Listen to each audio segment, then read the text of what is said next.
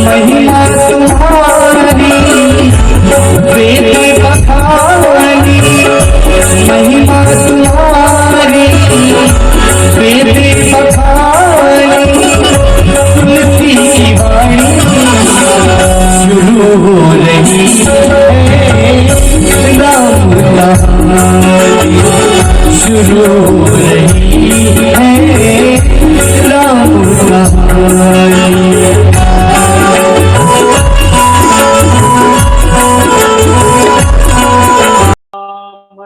संघानां रसानां संरसामपि मंगलानां च कर्तारौ वन्दे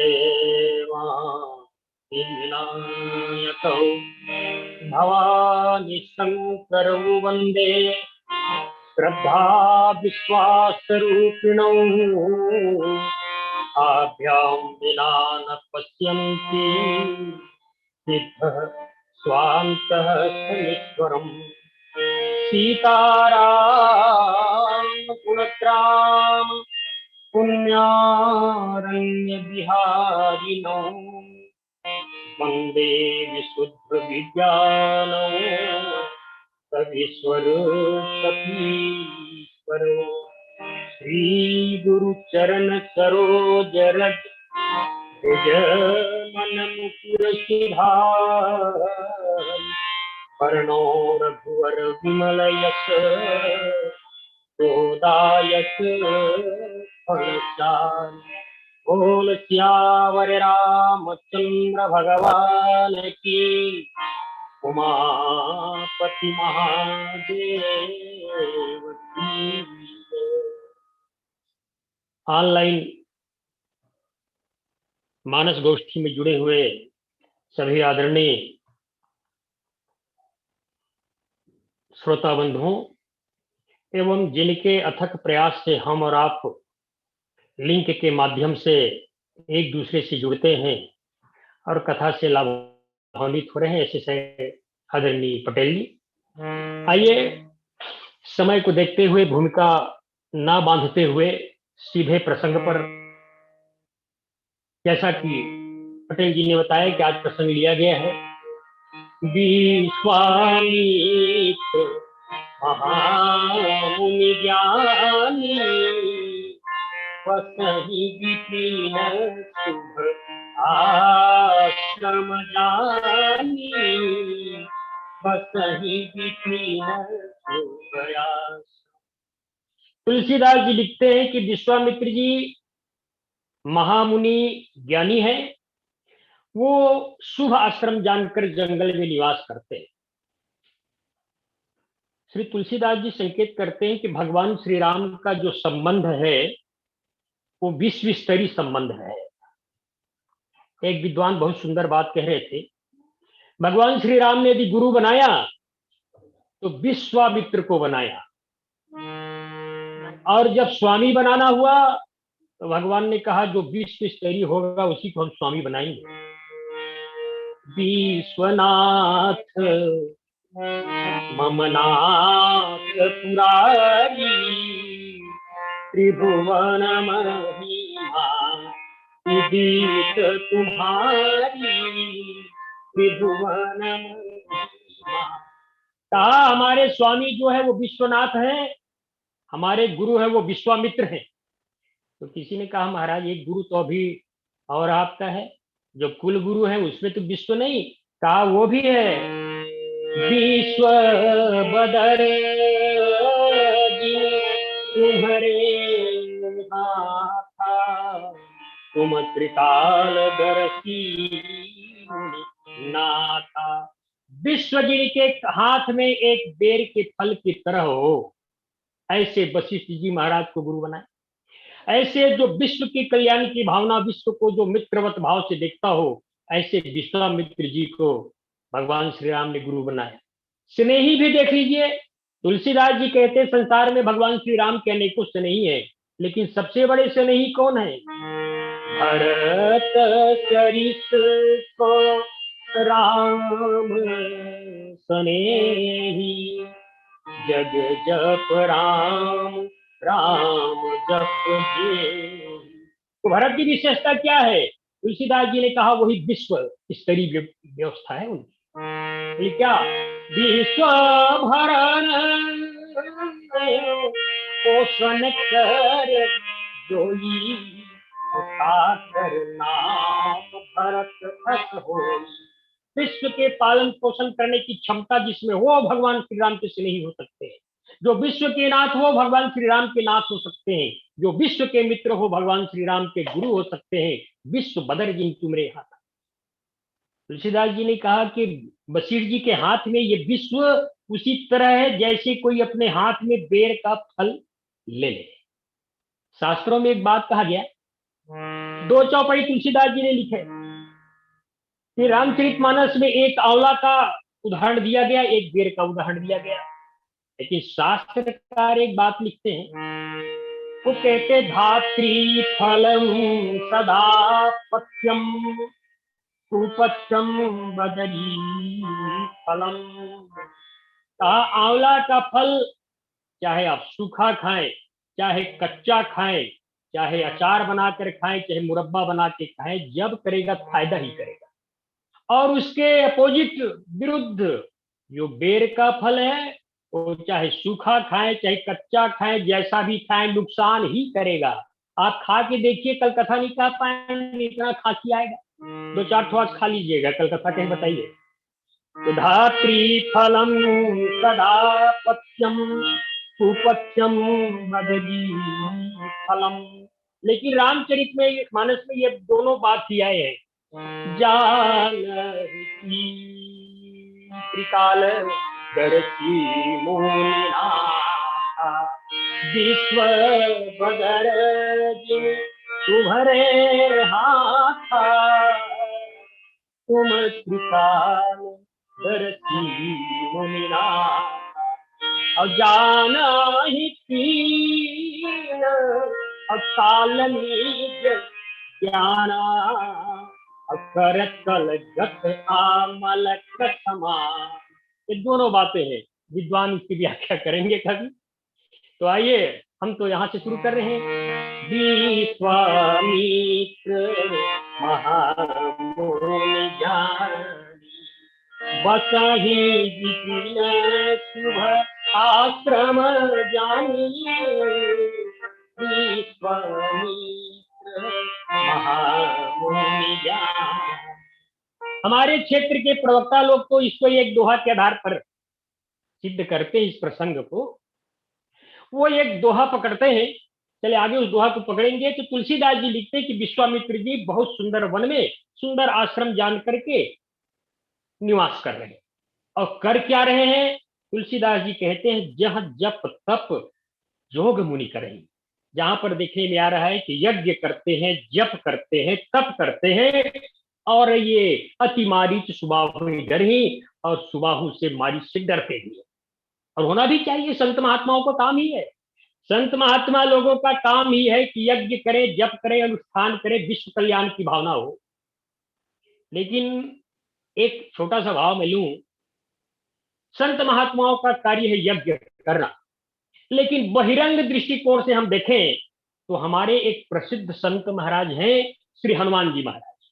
वो आगजनी का काम कर रहे हैं, लंका में आग लगा रहे हैं। तुलसीदास जी कह रहे हैं उलट पुलट लंका कपी जाए, कूद परा अब ये कौन है? क्या सामान्य व्यक्ति है जो आगजनी कर रहा है? साधु अवज्ञा कर फल ऐसा, और जरई नगर अनाथ कर दे। साधु का अवज्ञा का फल है, संत के अपमान का फल है। संत के अपमान का फल तुरंत मिलता है। तो हनुमान जी एक तरफ संत हैं, लेकिन आगजनी कर रहे हैं। एक विद्वान बहुत सुंदर भाव दे रहे थे, जब हनुमान जी आग लगा रहे थे, इधर से उधर झपट लपट कोटि कराला, तो रावण देख रहा था। रावण ने कहा, बानर तू क्या कर रहा है? तो हनुमान जी ने कह दिया कि मैं यज्ञ कर रहा हूं। रावण ने कहा, ऐसी यज्ञ होता है? किसी के घर में आग लगा दो, वृक्षों को काट दो, सबको मार डालो, ऐसी यज्ञ होता है? तब हनुमान जी ने कहा कि आप तो कर्मकांड के प्रकांड विद्वान हैं, आपसे बढ़कर विद्वान तो कोई है नहीं है, आप ही बता दो यज्ञ कैसे होता है। रावण ने कहा, यज्ञ करने के लिए लकड़ी चाहिए, हवन कुंड चाहिए, जौ तेल धान ये सब चाहिए, हव्य सामग्री चाहिए, सुरवा चाहिए, मंत्र चाहिए। हनुमान जी ने कहा, ये सब दिखाई नहीं दे रहा है आपको? ये पूरा के पूरा हवन के जो सामान है, जो व्यवस्था है, पूरा मौजूद है। रावण ने कहा, कहाँ मौजूद है? तुलसीदास जी अन्य ग्रंथों में लिखते हैं, तुलसी समीधि सौध और लंक जग कुंडल की, जाति धान पूंजी फल जौ तिल धान है। तो कहा, रावण ने कहा, ठीक है, जौ तिल धान कौन है? कहा, जितने आपके राक्षस हैं ना, ये सुपारी का काम कर रहे हैं, यहाँ पर धान का काम कर रहे हैं, और जिनके इनके छोटे छोटे जो बच्चे हैं, ये तिल का काम कर रहे हैं। ये हवन जब चल रहा है, कि ये सब जल जल के जो मर रहे हैं, यही तो यज्ञ हो रहा है। जाति धान पूरी फल जौ तिल धान है। रावण ने कहा कि हवन करने की शुरुआत दिखाई नहीं दे रहा है तुम्हारे पास? हनुमान जी ने कहा, जितना बड़ा सुरवा मैं रखा हूं हव्य सामग्री डालने के लिए, घी डालने के लिए, ऐसा बड़ा सुरवा का प्रयोग आज तक किसी ने नहीं किया है। बोले, कहाँ है? सुरवा को लंगूल बगमूल प्रतिकूल हवि, हनुमान। और लंका जलाते जलाते बीच बीच में श्री हनुमान जी महाराज जय श्री राम का नारा लगाते हैं। कहा, रावण, इससे बड़ा मंत्र कोई है? तो मंत्र भी है, सुरवा भी है, हव्य सामग्री भी है, कुंड भी है। इस प्रकार जो है यज्ञ हो रहा है। तो तुलसीदास जी कहते हैं, जहां जप यज्ञ जोग मुनि करे, अति मारी अति मारी तब मुनिवर चिन्ह विचारा, तब मुनिवर चिन्ह विचारा, प्रभु आवत हरण नहीं भार। तब विश्वामित्र जी ने मन में विचार किया कि ये भगवान का अवतार जो हुआ है, पृथ्वी के भार को हरण करने के लिए हुआ है। पृथ्वी के भार क्या है? पृथ्वी के भार क्या है? पृथ्वी माँ से एक बार पूछा गया कि धरती माँ, ये बताओ कि तुम्हारे ऊपर ये बड़े बड़े पर्वत है, समुद्र है, नदियां है, ये सब के सब भार युक्त है, इनमें सबसे ज्यादा भार तुम्हें किनका लगता है? ये 5 स्टार भवन है, होटल है, किनका भार लगता है? धरती माँ ने कहा, ये समुद्र का भार, ये जंगलों का भार, ये पहाड़ों का भार मुझे रंच मात्र नहीं लगता, बिल्कुल 10 ग्राम भी वजन मुझे नहीं लगता। अरे इतना सारे समुद्र है, पहाड़ है, जंगल है, सरिता है, क्यों नहीं लगता? तो कहा, ये नहीं लगता। तो कौन गरु लगता है? तो धरती माँ ने कहा, सरी सरी इनके अलावा 10 मोही करूं, एक परद्रोही, गिरी कर सिंधु पार नहीं, गिरी कर सिंधु पार नहीं। मुझे पर्वत का भार, नदी का भार, समुद्र का भार बिल्कुल नहीं लगता, जितना मुझे एक परद्रोही व्यक्ति के भार लगता है। परद्रोह करने वाले व्यक्ति का लोड जितना लगता है, उतना कुछ नहीं। अब यदि परद्रोही का उदाहरण हम खोजें, सबसे बड़ा परद्रोही कौन है? तो रावण के घर वाले खुद बता रहे हैं सबसे बड़ा परद्रोही कौन है, खुद स्वीकार कर रहे हैं। जब रावण मर गया तो मंदोदरी इत्यादि रानियां आकर के रावण के शव को घेर कर रो रही हैं। अब उस समय कह रही हैं, आज माथे पर द्रोहरत पापोघमय अयतनयम्। अरे तुमहु दियो निज धाम राम, नमामि ब्रह्म निरामयम्। तुमहु दियो निज धाम राम, नमामि ब्रह्म निरामयम्। आजन्मते। मंदोदरी कहती है कि रावण, आपका जीवन में एक सूत्री कार्यक्रम रहा है। जब से जन्म लिए, जन्म से लेकर मरण तक तुमने द्रोही किया, परद्रोही किया। और तुलसीदास जी लिखते हैं कि परद्रोही ज्यादा वजनी है, तो परद्रोह करने वाले ज्यादा वजनी है। तो परद्रोह को मारने के लिए भगवान का अवतार हुआ। इसलिए विश्वामित्र जी ने कहा, प्रभु अवतरेउ हरन महिमा, प्रभु अवतरेउ हरन महिमा। तब मुनिवर मन किन्ह विचारा, तब मुनिवर किन्ह विचारा, हरि अवतरेउ हरन महिमा। भगवान का अवतार पृथ्वी के भार को हरण करने के लिए हुआ है। वैसे प्रसंगानुकूल यही विचार रखे, भगवान का अवतार तो कई प्रकार से हुआ है। भगवान की एक विशेषता है, भगवान के सामने जो भी आ जाते हैं उनकी प्रशंसा करना भगवान की विशेषता है। विभीषण जी जब भगवान श्री राम के पास आए, भगवान ने कहा, विभीषण ये बताओ मैं अवतार क्यों लेता हूं। विभीषण जी ने कहा, महाराज हमें क्या मालूम, तुलसीदास जी तो लिखे, विप्रधेनु सुरसंत लिन्ह मनुज अवतार, सो केवल भक्तन हित लागी। अनेक कारण है, प्रभु अवतरे हरण मही भारा, अनेक कारण है। भगवान ने कहा, ये सब कारण को भूल जाओ, मैं बता देता हूं क्यों जन्म लेता हूं मैं, मेरे अवतार का कारण क्या है। केवल एकमात्र कारण है विभीषण जी। अरे तुम सारी थे और संत प्रिय मोरे, और भरो देह नहीं आग लिहो। विभीषण जी गदगद हो गया। हाँ भगवान मेरे कारण अवतार लेते हैं। तो भगवान के सामने जो भी आ जाए प्रशंसा करते हैं। तो भगवान के जन्म लेने का अनेक कारण है। यहाँ विश्वामित्र जी ने कहा, प्रभु अवतरे हरण मही भारा, भगवान का अवतार पृथ्वी के भार को हरण करने के लिए हुआ है। इसी बहाने अभी हम परमादरणीय तिवारी जी से बहुत सुंदर विलक्षण भाव सुन रहे थे, इसी बहाने जाकर के भगवान के दर्शन हो जाएगा और मांग के मैं ले आऊंगा। ऐसे मन में विचार करके अनेक तरह के भाव करके तुलसीदास जी लिखते हैं, बहुविधि करत मनोरथ गयं भूप दरबार, यही विधि करत मनोरथ जात लागे नहीं बार, और कर्म जन सरजू जल गयो भूप दरबार। तुलसीदास जी यहाँ पर एक बात लिख रहे हैं कि विश्वामित्र जी जब अपने आश्रम से चले अयोध्या, तो बिल्कुल समय नहीं लगा। कुछ तो समय लगा होगा भाई, इसमें गए, घोड़ा में जाए, हाथी में जाए, कुछ में जाएगा, समय कम से कम बता देते, आधा घंटा समय लगा, 1 घंटा समय लगा, 15 मिनट समय लगा। तुलसीदास जी कहते समय नहीं लगा।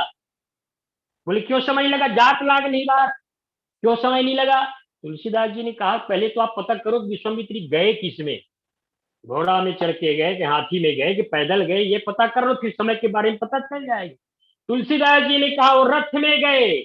कौन से रथ में गए, मन के रथ में गए। मन का रथ इतना तीव्र गति से चलता है, इससे ज्यादा वेग तो किसी का हो नहीं सकता। एक क्षण में विदेश पहुंच जाएगा, एक क्षण में कहां से कहां पहुंच जाएगा पता ही नहीं चलता। यही विधि करत मनोरथ, मन में इच्छा करते हुए महाराज विश्वामित्र जी वहां पहुंचे और सरयू जल में सुंदर स्नान किया और राजा दशरथ के दरबार पर पहुंचा।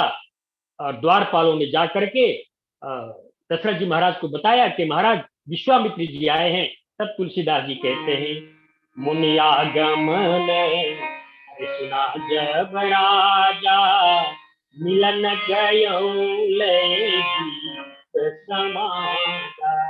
मुनि आगमन सुना जब राजा